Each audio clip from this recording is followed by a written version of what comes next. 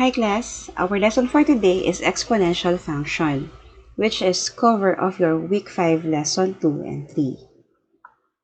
Okay, in this video, our objective is represent the real life situation using exponential function, and number 2, distinguish between exponential function, exponential equation, and exponential inequality. Okay class. So the beauty of mathematics can be found everywhere. Sometimes, you are not aware that in front of you are situations which can be written as a mathematics model. So in this lesson, it's about modeling real-life situation using the exponential function, like in population growth, population decay, growth of an epidemic, interest in the bank, and investments. Okay? So, meron tayong mga example later that I will explain how is the modeling of the real-life situation using exponential functions. So, but before that, we have to recall our previous lesson. So, the exponential function with the base b is a function of the form or examples are. So, let's have this example number 1. We will evaluate f of x is equal to 4 raised to x. Okay? So, class, we have 1, 2, 3, and 4. Okay? We have 4 givens na wherein the value of x is papalitan po natin ng mga givens. For example, f of 2. So, we will change yung x ng 2. So, 4 times 4 is 16. So, ito yung answer dun sa una. If f is negative 2, okay class, if you notice, we have an exponent of a negative. Kapag po ganyan po, we have to simplify first, or in other words, gawin nating positive dapat yung exponent. Papaano? By reciprocal. So, bali, magiging 1 over f raised to 2. Okay, 4 raised to 2. So, mangyayari, 4 times 4 is 16. So, this time, the answer is in a fraction form. 1 over 16. For the next naman is for f is 1 half. Okay, change natin the x of 1 half. And then, when we simplified an fraction exponents, okay, we will convert it into a radical sign. So, mangyayari niyan, das 1 half yon, 2 yung denominator, square root siya guys. So, the square root of 4, and if you simplified it, ang sagot is 2. And then, for the last one, f of pi, so we will just write po 4 raised to pi. Okay, that's how we evaluate a exponential function. We will just substitute the values dun sa given na x or dun sa variable na x, which is our exponent. So, exponential function. The exponential function with the base is a function in the form of f of x is equal to b raised to x or y is equal to b raised to x. Okay? We have the condition or restriction wherein b should be greater than 0 or b should not be equal to 1. Okay? So later, meron akong ibibigay examples ng mga exponential function wherein ma-explain paano po itong conditions na to. So some of the most common application in real life of exponential function and their transformations are population growth, exponential decay, and compound interest. So, let's have the first example. Suppose a culture of 300 bacteria at MJD farm is put into a petri dish and the culture doubles every 10 hours. So we have two problems, guys. The first one is given exponential model, and the next one, how many bacteria will be there after 90 hours? So if we're going to analyze po the given is, there is 300 bacteria na nakalagay sa Petri dish. And according sa problem, that culture of bacteria, dumodoble siya kada 10 hours. So, ang pinakatanong is, paano after 90 hours? Ilan na kaya ang bakterya? So, ito po yung solution niya. So, for the first one, yung exponential model niya, ganito siya nakuha. Ito yung sagot dun sa what is the exponential model? Y is equal to 300 times 2 raised to t over 10. Yung 300, yung number ng bacteria. Yung 2, galing dun sa word na doubles. And then, time, kada 10 hours. So, if we're going to solve it, so let's say, if your time is 0, okay, so initial time natin, ang bacteria, y is equal to 300. So, if the time is 10 hours, so we will just substitute yung 2. So, magiging 600 kasi nga nag-double. What if 20 hours? So, magiging yung 2 nandun pa rin. So, 300 yung bacteria. Double, sabi niya. Raised to 2 kasi nga nag-double na siya. So, we will just solve 2 times 2, 4. And then 4 times 300, 1,200. And hanggang sa, dito sa last natin, the time is equal to 40. So, meaning to say, nasa 300 times 2 raised to 4 na tayo. So, 2 times 2 times 2 times 2. And then, yung sagot, ita-times mo sa 300. So, 4,800. Okay, kumbaga, ito yung pattern. Ito yung magiging way paano natin makukuha yung letter B. Yung after 90 hours, ilan kaya? Okay, ito yung solution niya.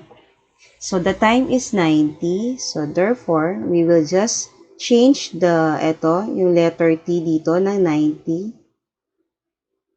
So, 90 divided by 10 is 9. So, ang gagawin natin, so 2 raised to 9 siya, guys. So, we will multiply 2 9 times. 2 times 2 times 2 times 2 times 2 times 2 times 2 times 2 times 2.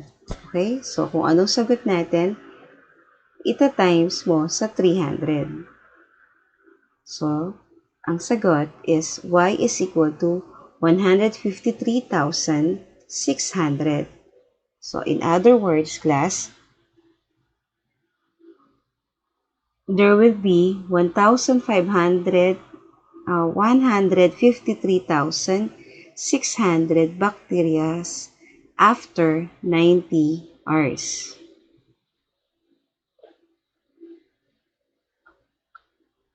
Okay, now let's go to population growth. Suppose a quantity y doubles every t units of time.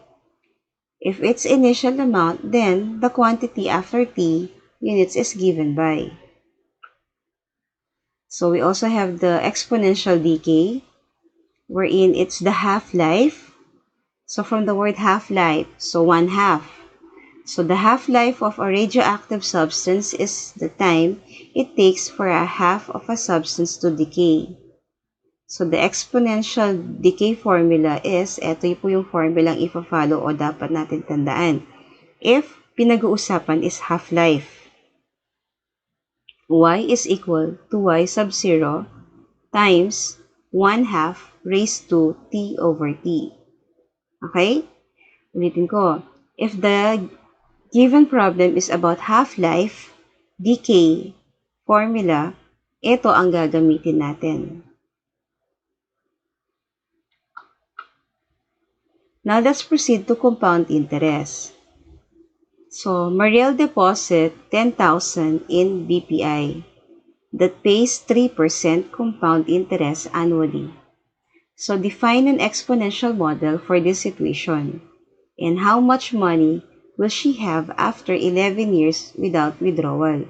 So, guys, analyze natin ang problem. Mariel has 10,000 pesos. Okay? Ininvest niya yung pera or dineposit niya yung pera sa BPI. And according sa BPI, kada taon, nagkakaroon ng 3% na kita yung 10,000 mo. Okay?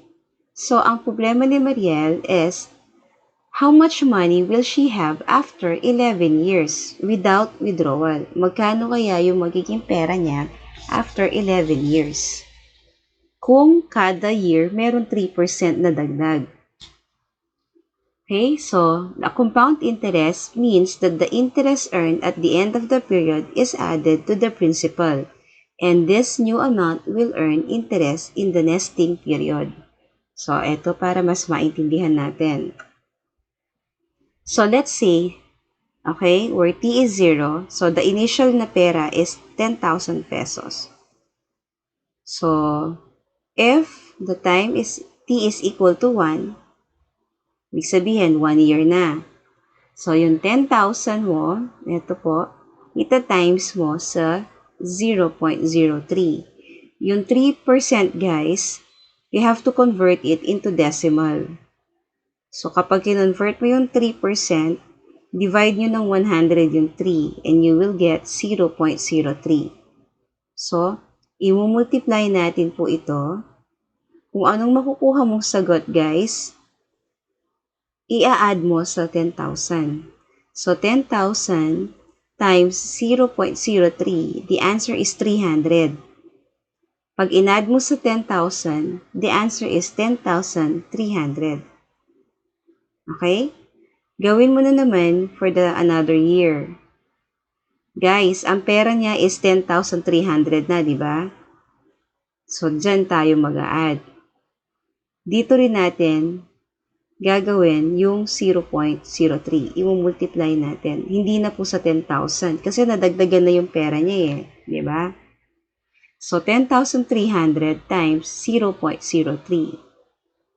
Then, whatever yung sagot natin as we compute, i-add mo sa 10,300.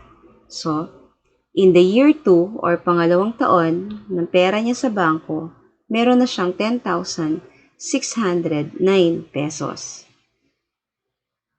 After 3 years, yung 10,609 niya, tutubo na naman yan. Kukunin mo na naman yung 3% niya. Saka, pag na-multiply mo yung 3% niya, i-add mo ulit dun sa laman ng deposit mo, which is 10,609. So, after 3 years, meron na siyang 10,927.27 pesos. Okay? So, from the above, the principal amount together with the interest earned as computed is as follows.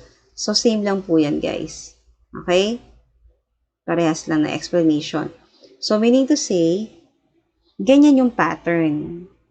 Hanggang 11 years, magkano kaya ang pera niya? So, eto na.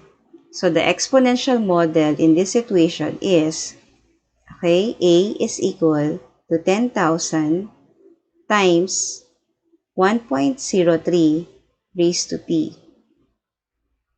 So, after 11 years, ang pera niya is 13,842.34. Okay guys, yung exponential model po, ito. Okay, ito yung ginamit na formula natin. Ito po. So, ginagamit po itong A is equal to P times the quantity of 1 minus R raised to T kapag compound interest. So, ito yung kanina, di ba? P, 10,000 siya. Tapos, yung rate niya, yung 3%. Yung T, yun yung 11 years. Yung 1, nasa formula po yan guys. So, wag nyo siyang aalisin. Okay? So, given na po sa formula. So, yung rate mo, i-minus mo, ay yung 1 minus mo sa 3%. Sulitin ko ha. Pag compound interest, ito ang formula na ginagamit.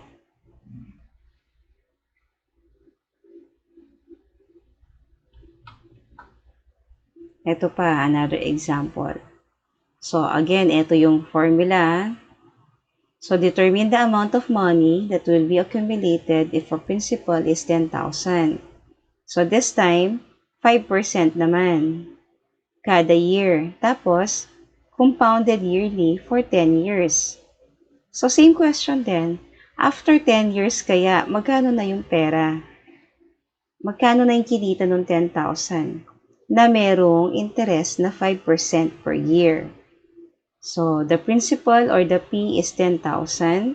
Rate o yung R, ito yung 5%. Convert into decimal. Ulitin ko, divide mo ng 5 divided by 100, it's 0.05. So, yung time natin is the given 10 years. So, find the amount after 10 years. That is the problem. So, using this formula, guys, ayan, substitute all the values. So, 10,000 times the quantity of 1 plus, okay, yung decimal, ano na niya, 0.05 raised to 10. Pag pinag-add ko to guys, 1 plus 0.05, okay, then, so the answer is will be 1.05. Tapos, dahil raised to 10 siya, ibig sabihin, yung 1.05 ko, imumultiply ko ng 10 beses kasi nga raised to 10. Okay?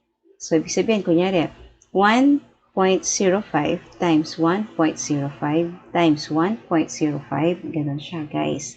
Hanggang 10 times. Then, kung ano yung makuha kong answer, imumultiply ko sa P, which is 10,000. Okay?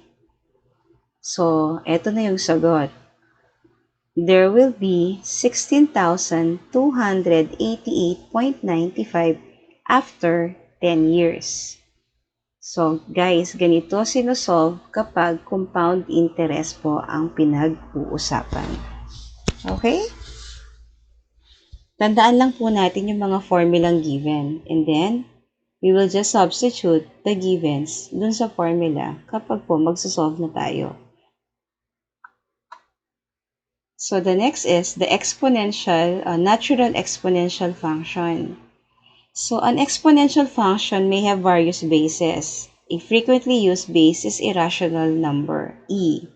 So, the letter e, the number e is irrational number yan, whose values is approximately 2.71828. Guys, ibig sabihin po, ang value ng e is eto, 2.71828. Kasi makikita din siya sa calculator. If makikita din natin yung e, especially the scientific calculator. Okay? So, because e is commonly used base, the natural exponential function is defined as having e as the base. Okay? So, therefore, ito po yung kanyang exponential model. F of x is equal to e raised to x. Guys, ulitin ko ha, ang e is not a variable here. It's a irrational number na meron siyang value na 2.71828. And then, the exponent niya is x. Kaya siya, natural exponential function. Ito, halimbawa, ito. The predicted population of a certain city is given by, okay, our P is 200,000 E, okay, times E raised to 0.03 Y, where Y is the number of years of after year 2020. Ito po yung variable na Y na to. Sinasabi dyan, yan yung number of years. Okay? pagdating ng 2020 or 2020. So, ang problem is, let's predict the population of for the year 2030 or 2030. Okay, eto na yung given eh. This is the given exponential model. Okay, for the natural exponential function. Okay, so ito yung solution niya guys. So the number of years from 2020 to 2030 is 10. Diba? Tama ba? Minus natin yung 2030 sa 2020. So, ibig sabihin, meron tayong 10 years. So, therefore, our y, ito po, is 10. So, we will just use this. Gagamitin natin to, guys. Yan. Wait, I will change my,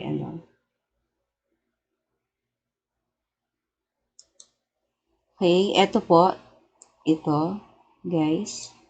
Ito yan. So, yung P natin, tapos 200. Tapos, itong E natin, di ba sinabi ko meron na siyang value? Okay? 2.71828. Lagi pong ganyan. Basta if may given ka na irrational number E, ito po yung isusulat nating value niya. 2.71828. Tapos, ito yung exponential exponents niya. Okay, 0.03.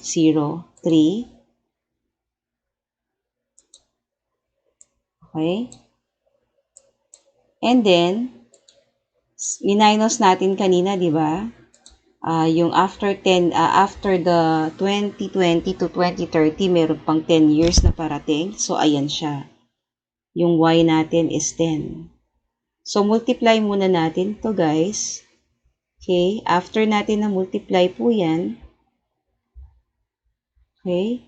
Yung 2.71828, ita-times natin ng ilang beses, depende sa sagot natin dito.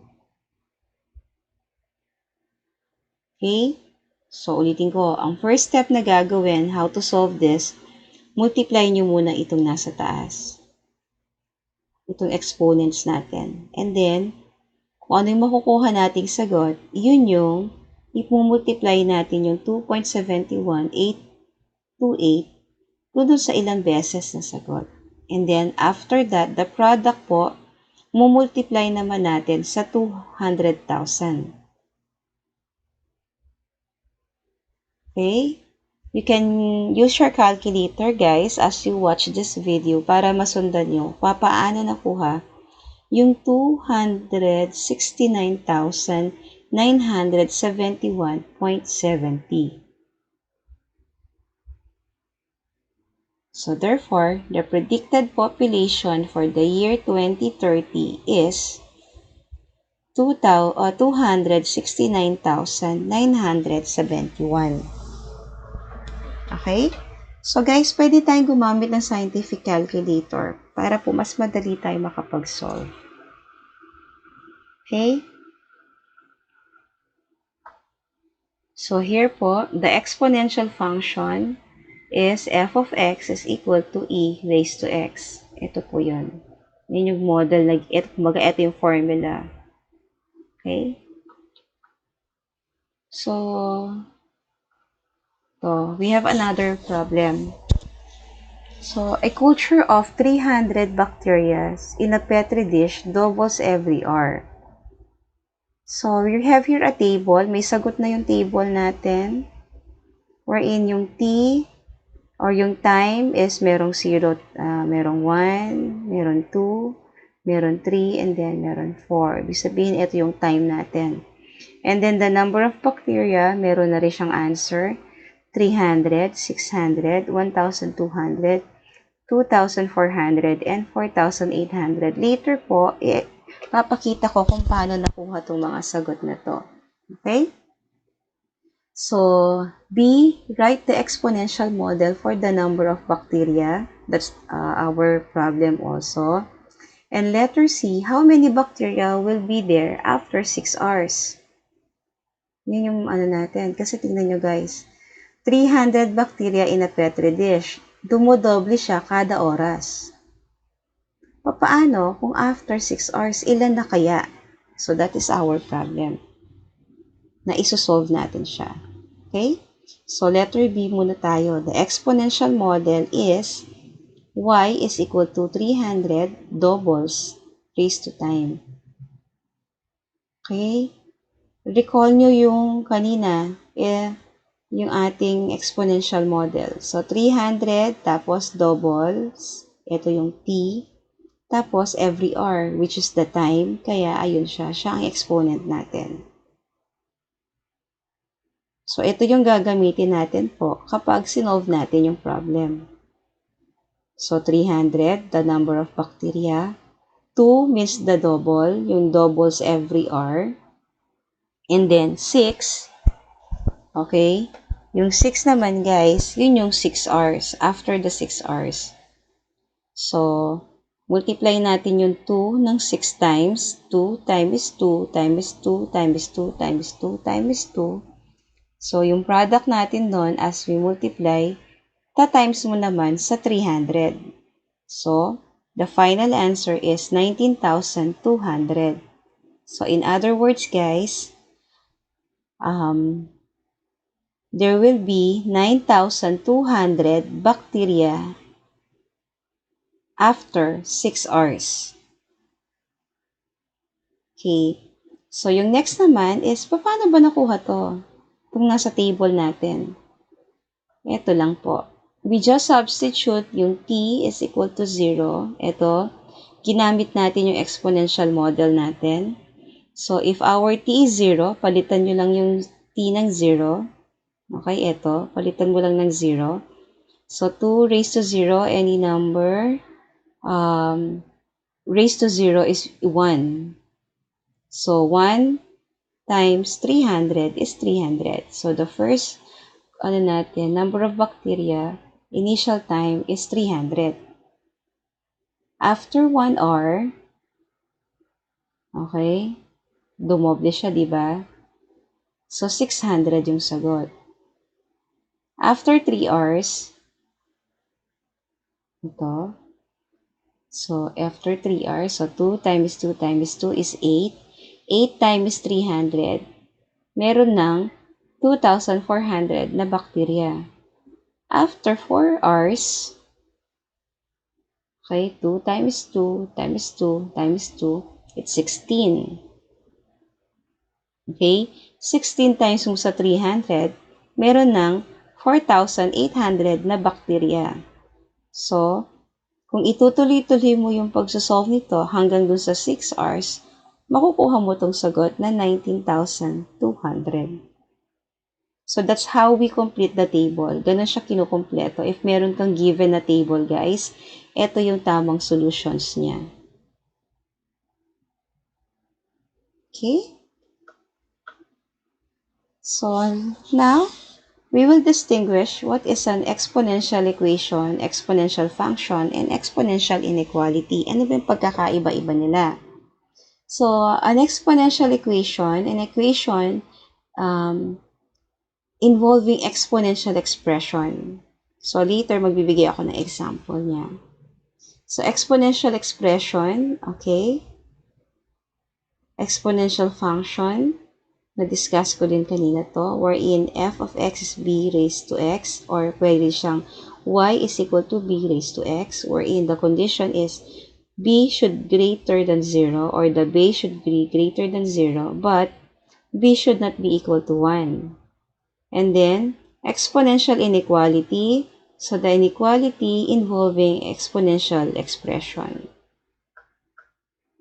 Eto, may mga examples tayo dito. Exponential function, base, okay? So, halimbawa, f of x is equal to 2 raised to x. The base, guys, is 2. Okay? The exponent is x. At saka, at the same time, naka-f of x siya. Kaya siya exponential function. Kagaya rin dito, f of x is equal to 3 raised to x. So, our base is 3. Ang exponent natin is x. Sa exponential equation naman, madali lang naman guys. There is a base, there is an exponent, at meron siyang anong parang pinakapalatandaan. Meron siyang equal sign. Ayan o. Meron tayong nakikitang equal sign.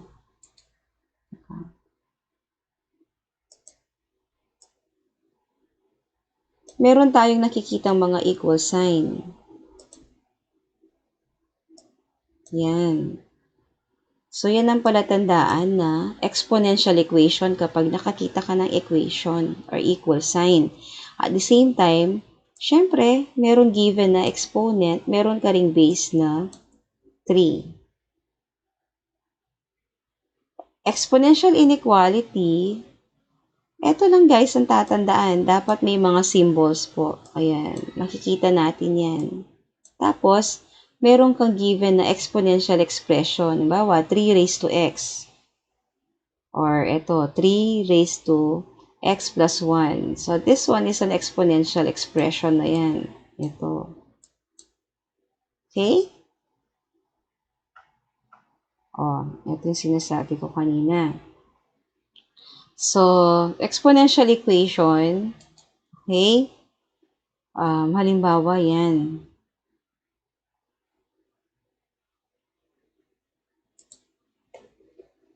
$25 is equal to 2 raised to x plus 1. So, equation na siya. Okay? Kaya nga siya equation. Ibig sabihin, equal sign. Ito. Tapos, ito yung exponential expression mo. We have the base 2. Ang exponent mo, x plus 1. Here, ang base mo is 1/2. Okay? Then, exponent mo is x. Exponential function. Okay? Dapat naka-f of x siya at saka naka-y. Ganun lang po.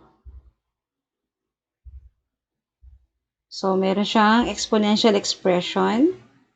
Meron din siyang exponential expression. Pwede ang 1/2 po. Okay, later masasabi natin ano ba yung condition.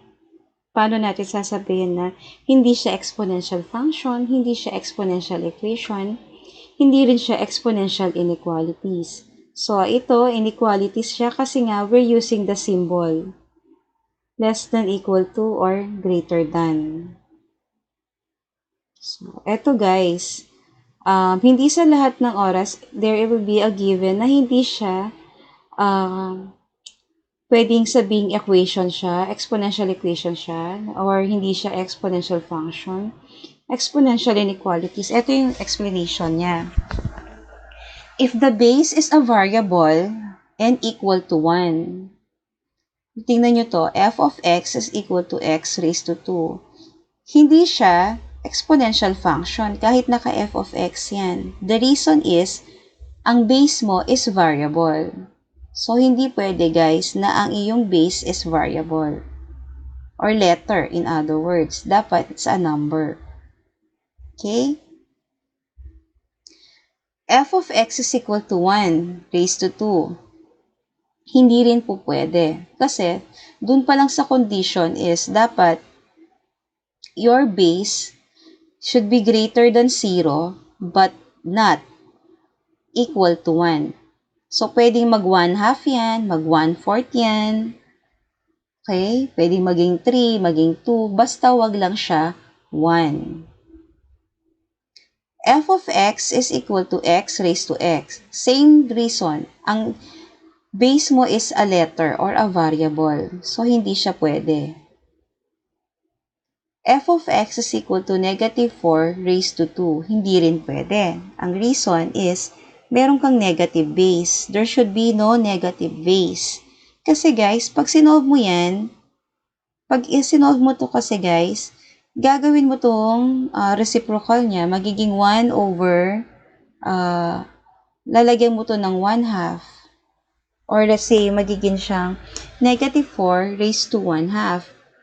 Para maging positive yan. And then, kapag kinonvert mo into a radical sign, nasa loob yung negative 4. At hindi pwede na sa isang radicand, ay merong negative sa loob. Kaya nga, hindi siya po pwede. Okay?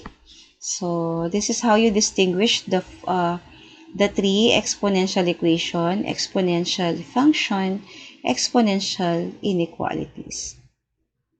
So, in your modules, okay, there are given more examples. At the same time, there is a given exercises. Paki-answer na lang po yung ibibigay kong anong gagawin nyo po dun sa mods, anong sasagutin dun sa modules.